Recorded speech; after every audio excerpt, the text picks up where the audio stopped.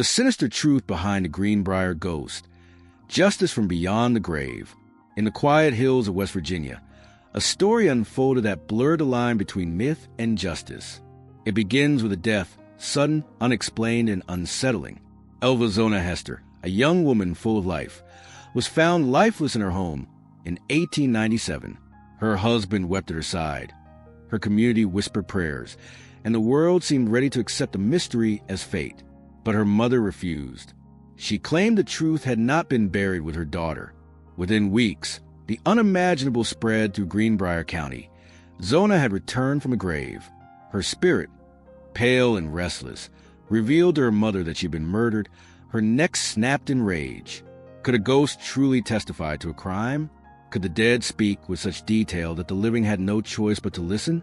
Before we unravel this haunting tale, make sure to subscribe to our channel, like this video, and share your thoughts below. Your support helps us uncover more chilling truths hidden in history, because this is not just another ghost story.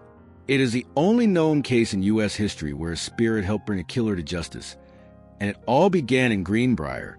On a cold January day in 1897, Elva Zona Heaster was found lifeless at the foot of the stairs in her small Greenbrier County home. She wore a crisp, high-necked dress, and her head lay oddly to the side, as if resting. At first glance, the scene seemed almost peaceful. Too peaceful. Neighbors whispered that her young husband, Edward Shue, was devastated. He cradled her body, refusing to let anyone touch her, even as the local doctor tried to examine her. In the flicker of lamplight, something about the way her neck tilted stayed in the minds of those present. The official verdict came quickly, everlasting faint, a vague term that quieted questions but didn't settle them. Her mother, Mary Jane Heaster, felt the weight of the truth she couldn't name pressing against her chest. Zona had been healthy, full of life, and there had been no sign of illness.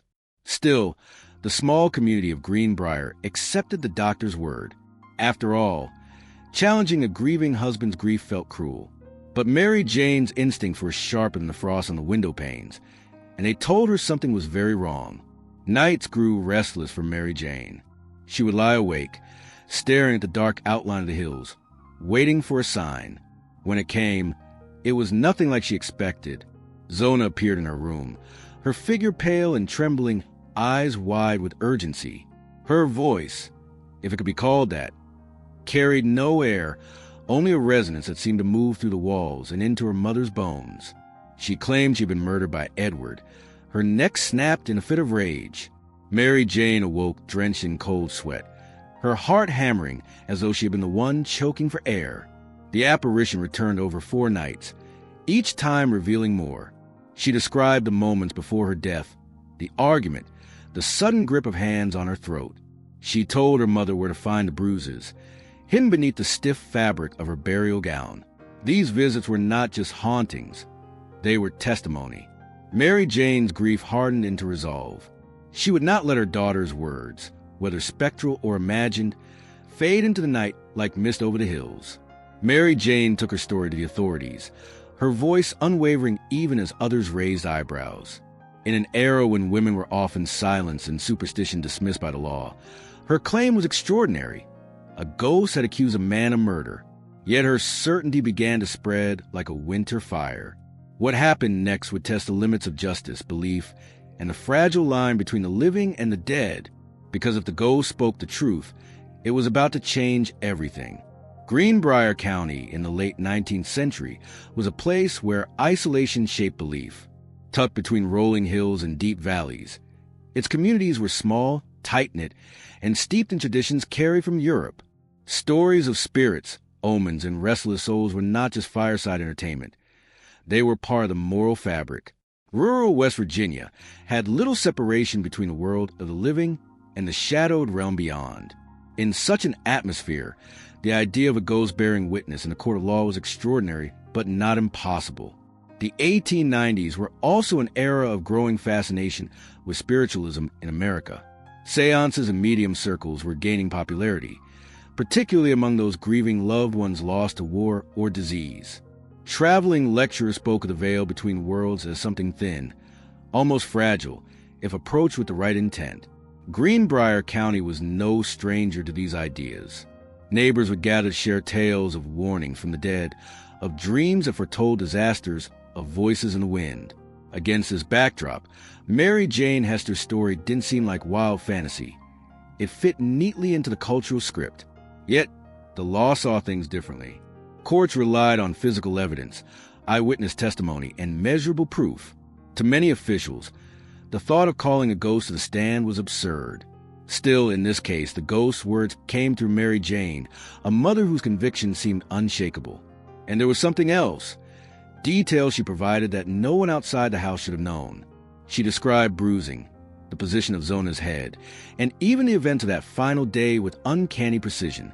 Local newspapers fed the public's curiosity. Headlines danced between skepticism and fascination, and the story traveled beyond the county's borders. Some readers scoffed, others leaned in closer. If nothing else, the ghost testimony had achieved one thing. It had placed Edward Shue under a shadow of suspicion he couldn't shake. The townspeople began to murmur, their glances lingering a little longer when he passed. The stage was being set, not just for a trial, but for one of the strangest intersections of folklore and justice in American history. But there was a darker undercurrent. For all the fascination, some feared what this meant. If the dead could truly speak, what secrets might they reveal? Old disputes, hidden crimes, forgotten betrayals. The idea was as thrilling as it was terrifying. And so, as whispers filled the cold Greenbrier nights, a question took root that no one dared voice aloud. What if the ghost wasn't done talking yet? Behind the polite smiles and morning rituals, Edward Shue carried a past far darker than most in Greenbrier realized.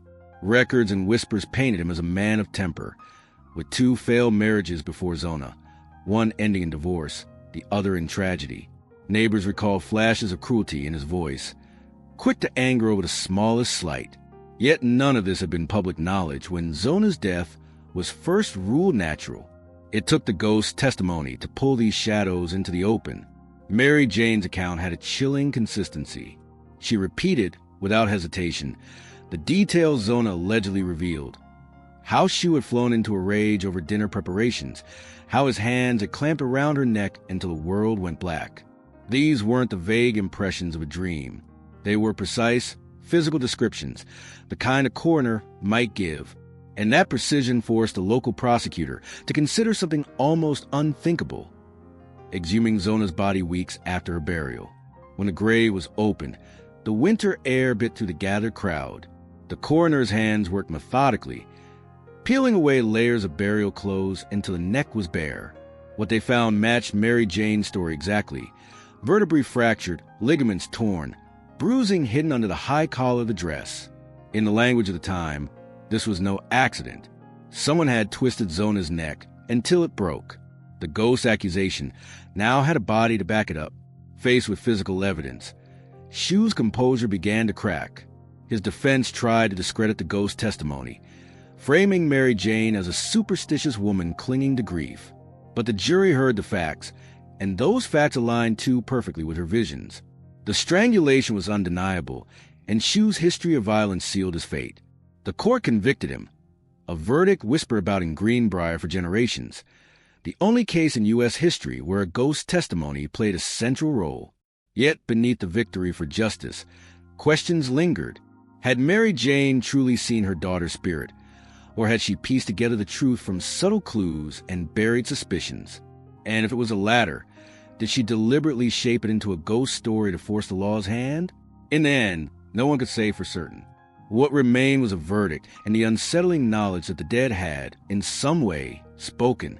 In the courtroom, the Greenbrier Ghost was never officially listed as a witness, yet its presence lingered in every testimony, every glance toward Mary Jane.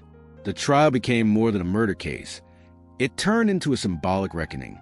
Zona's ghost was, in a sense, every silenced woman in a time when domestic violence was rarely spoken of, let alone punished. Her spectral voice became a weapon against the quiet acceptance of abuse. Whether real or imagined, it forced the law to look where it preferred not to. Psychologically, the story can be read as a projection of Mary Jane's grief and determination.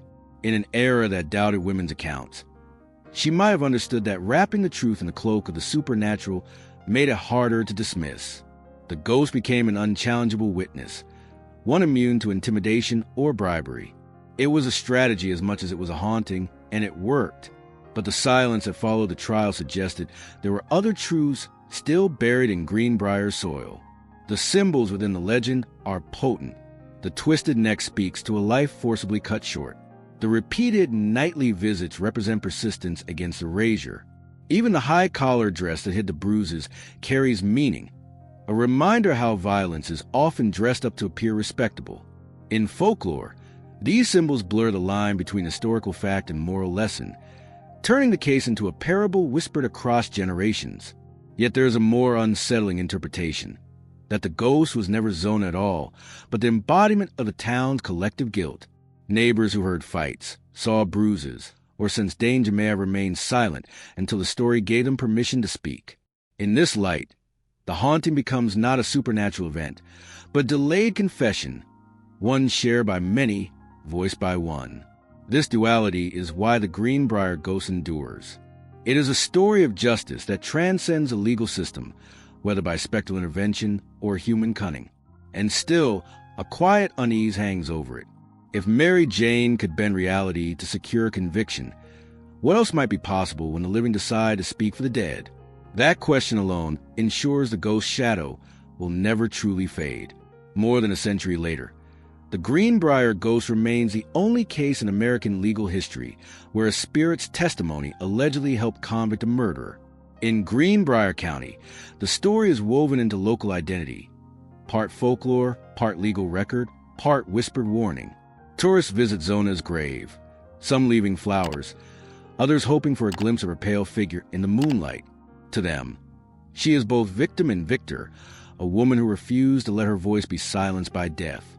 For believers, the case proves that the dead can intervene to set things right, crossing the thin boundary between worlds when justice demands it.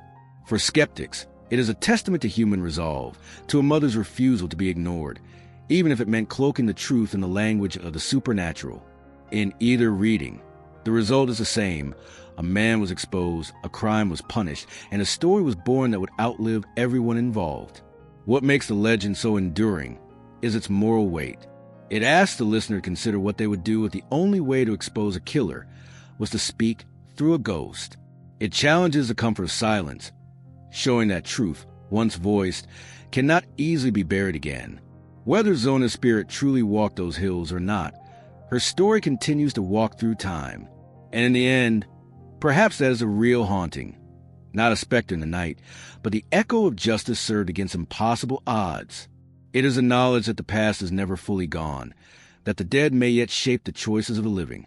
Somewhere in the cold Greenbrier nights, the wind still seems to carry her name. If you've been captivated by this tale, don't let it end here. Subscribe to the channel, like this video, and share your thoughts in the comments. Do you believe Zona's ghost truly stood in court, or was it something else entirely? Become a channel member to help us uncover and share more haunting truths from history. More stories like this are on the way, and you won't want to miss our next chilling revelation.